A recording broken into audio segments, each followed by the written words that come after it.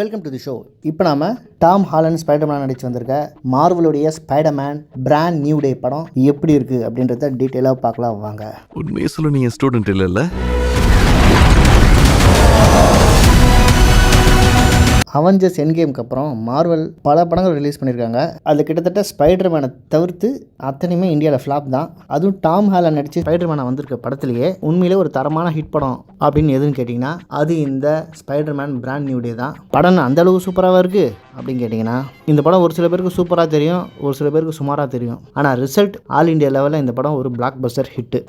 ஒரு வாரத்திலேயே வசூலை வாரி குவிக்குது. 2 வாரத்துக்கு முன்னாடி கிறிஸ்டோபர் நோலனுடைய ஒடிசின்னு ஒரு படம் வந்தது. அந்த படத்துக்கும் மிகப்பெரிய எக்ஸ்பெக்டேஷன் இருந்தது தான். ஆனால் தியேட்டரில் போய் அந்த படம் பார்த்துட்டு வெளியே வந்த ஆடியன்ஸ் அடுத்த ஷோக்கு யாரும் படம் பார்க்க வந்துடாதீங்க, படம் உண்மையிலே எதிர்பார்த்த அளவுக்கு இல்லை, கொஞ்சம் கடுப்பாக தான் இருக்குன்றது தான் அந்த படத்தோட ரிசல்ட். ஆனால் இந்த ஸ்பைடர்மேன் ரிசல்ட் அப்படி கிடையாது. ஆடியன்ஸ் கிட்ட நல்ல ஒரு எக்ஸ்பெக்டேஷன் இருந்தது. தியேட்டரில் ஒரு மிகப்பெரிய ஓப்பனிங் இருந்தது. படம் முழுக்க ஆக்ஷன் சீக்வன்ஸில் தியேட்டரில் வர ரெஸ்பான்ஸும் விஜய் படத்துக்கு என்ன ஒரு ஆரவாரம் விசுவசத்தை வருமோ அதுக்கு இணையாக அந்த ஸ்பைடர்மேனுக்கு ரெஸ்பான்ஸ் இருந்தது. படம் முடிஞ்சு வெளியே போகிற ஆடியன்ஸ்க்கும் பெரும்பான்மையானவருக்கு திருப்தி தான். ஸோ இந்த ஸ்பைடர்மேன் ஒரு தவிர்க்க முடியாத ஒரு ஹிட் படம் ஆயிடுச்சு. இந்த படம் ரொம்ப ஈஸியாக $1,000 மில்லியன் US தாண்டிடும். ஆனால் கிறிஸ்டோபர் நோலன் எடுத்த ஒடிசி படம் 600 மில்லியன் மேலே ரொம்ப முக்குது. எப்படியும் அந்த படத்தையும் வசூல் ரீதியாக ஒரு ஹிட் படம் தான் சொல்லுவாங்க.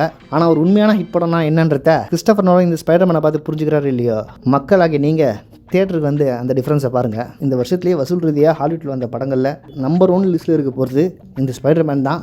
மேபி டூம்ஸ்டே இந்த ரெக்கார்டை பிரேக் பண்ணலாம். இருந்தாலும் அது ரிலீஸ் ஆகிற வரைக்கும் இந்த ஸ்பைடர்மேன் பிராண்ட் நியூ டே தான் நம்பர் 1. அதை நீங்கள் வெயிட் பண்ணி பாருங்கள். டாம் ஹாலண்ட் கிட்டத்தட்ட ஒரு 10 வருஷத்துக்கு மேலே ஸ்பைடர்மேனாக மார்வல் படம் நடிச்சிட்டு வராரு. ஆனால் உண்மையிலேயே சாம் ரைமி டைரக்ஷன் வந்த மூணு பாட்டில் வந்த அந்த ஸ்பைடர்மேனை தான் இந்திய ஆடியன்ஸ்க்கு பெரும்பான்மையாக பிடிச்சிருந்தது. அதுக்கப்புறம் அந்த நேமை யாரும் ரீச் பண்ணலன்றது தான் உண்மை.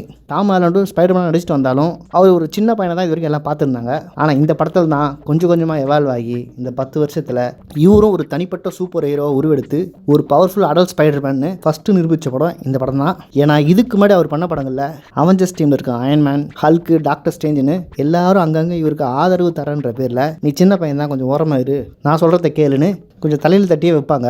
ஆள் பார்க்கவும் அப்போ சின்ன பையன் மாதிரி இருக்கிறதால குட்டி ஸ்பைடர்மேன் அப்படின்ற எண்ணம் தான் எல்லாருக்கும் வந்தது.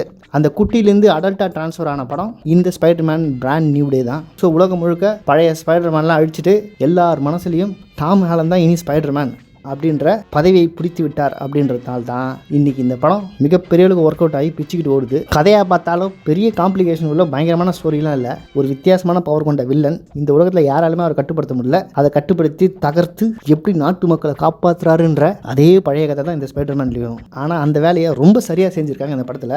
குறிப்பாக ஸ்பைடர்மேன் வெப் விட்டு பில்டிங் தாவர சீன் நீங்கள் சாம் ரைமி டைரக்ஷன் வந்த 3 பாட்டில் தான் அட்டகாசமாக காமிச்சிருப்பாங்க. நாமளே ஸ்பைடர்மேன் கூட காற்றுல பறக்கிற மாதிரி இருக்கும். ஃபைட் சீன்ஸ் பறந்து ஸ்லோ மோஷன் அடிக்கும்போது குறிப்பாக சாம் ரைமியோட ஸ்பைடர்மேன் செகண்ட் பார்ட்டில் சூப்பராக இருக்கும். ஃபைட் சீன்ஸ்லாம் என்னமா பண்ணுறாயா. அதுக்கப்புறம் அப்படி ஒரு தரமான விஷுவல் எஃபெக்ட்ஸ் உள்ள ஸ்பைடர்மேனை இந்த பிராண்ட் நியூ டேல தான் நான் பார்த்தேன்.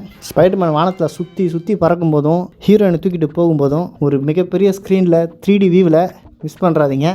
நாம தான் அந்த ஸ்பைடர்மேன் மாதிரி உணர்வீங்க. இந்த மாதிரி படத்தில் வர ஆக்ஷன் சீன்ஸ்லாம் இந்த டேரக்டரோட விஷன் அண்ட் பில்டப்லாம் சூப்பராக ஒர்க் அவுட் ஆச்சு. ஏற்கனவே இந்த டேரக்டர் ஷங் சீன்னு ஒரு படத்தை டேரக்ட் பண்ணியிருக்காரு. அந்த படம் என்ன தான் சரியாக ஓடலனாலும் அந்த படத்தில் வர ஆக்ஷன் சீக்வன்ஸ்லாம் தரமாக இருந்திருக்கும். கிட்டத்தட்ட அதே மெத்தட் தான் இந்த ஸ்பைடர்மேன்லையும் ஃபாலோ பண்ணியிருக்காரு. இதுக்கு முன்னாடி நீங்கள் மார்வலில் பார்த்த ஸ்பைடர்மேன் சீரீஸ்லேயே ஒவ்வொரு ஆக்ஷன் சீக்வன்ஸும் வித்தியாசமாக கொரியா பண்ணது இந்த படத்தில் தான். அதுவும் ஸ்பைடர்மேனை விட பீட்டர் பார்க்கரோட சீன் இந்த படத்தில் நிறைய இருக்கிறதாலேயே ஏகப்பட்ட டயலாக்ஸ் அண்ட் சென்டிமெண்ட் இருக்குது. ஸ்பைடர்மேன் நிறைய சீனில் வளன்னு பேசிட்டு மூக்கு வாயெல்லாம் ரத்தம் பிச்சுக்கிட்டு கண்ணெல்லாம் கலங்கிட்டு பேசுகிறாரு. இப்படி சென்டிமெண்ட்டாக ஆடியன்ஸை டச் பண்ணதாலேயே இந்த படம் பர்சனலாக நிறைய பேர் கனெக்ட் ஆகிடுச்சு. ஆக்ஷன் சீக்வன்ஸை கம்மியாக வச்சு எமோஷனல் அதிகமாக தூக்குனதால இப்படம் டேரக்டர் நினச்ச மாதிரி மிகப்பெரிய வெற்றி அடைஞ்சது. பொதுவாக மார்வல் படங்களில் ஏகப்பட்ட ஆக்ஷன் சீக்வன்ஸ் இருக்கும், சென்டிமெண்ட் ரொம்ப கம்மியாக இருக்கும். அதனால முக்கால்வாசி படங்கள் தேமான ஓடி ஃப்ளாப் ஆகிடுச்சு. ஆனால் இந்த படம் ஒரு விதிவிலக்கு. இந்த டாம் ஹாலண்டும் ஜெண்டையாவும் ஏற்கனவே ஒடிசி படத்தில் நடிச்சிருக்காங்க. ஒரே மாதத்தில் 2 ஹாலிவுட் ஆக்டர்ஸ் 2 படம் வேர்ல்டு லெவலில் மிகப்பெரிய பிளாக் பஸ்டர் கொடுக்குறதெல்லாம் அரிதான ஒன்று. ஸோ இவங்க 2 பேரும் பண மழையில் இனி நினைய போகிறாங்க. இந்த படத்துக்கு 100 மார்க் எவ்வளோ கொடுக்கலாம்னா நீங்கள் ஒரு மார்வல் ஃபேனாக இருந்தால் இந்த படத்துக்கு 100க்கு 100 மார்க் தாராளமாக கொடுப்பீங்க. நீங்கள் ஜென்ரல் ஆடியன்ஸாக இருந்தாலும் நிச்சயம் இந்த படம் உங்களுக்கு 100க்கு 80% திருப்திப்படுத்தும். அடுத்த படத்தில் சந்திப்போம்.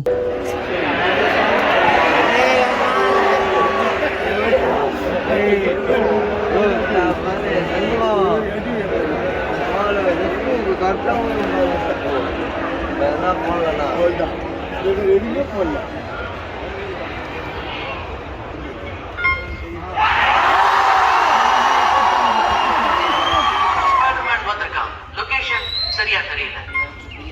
லொகேஷன்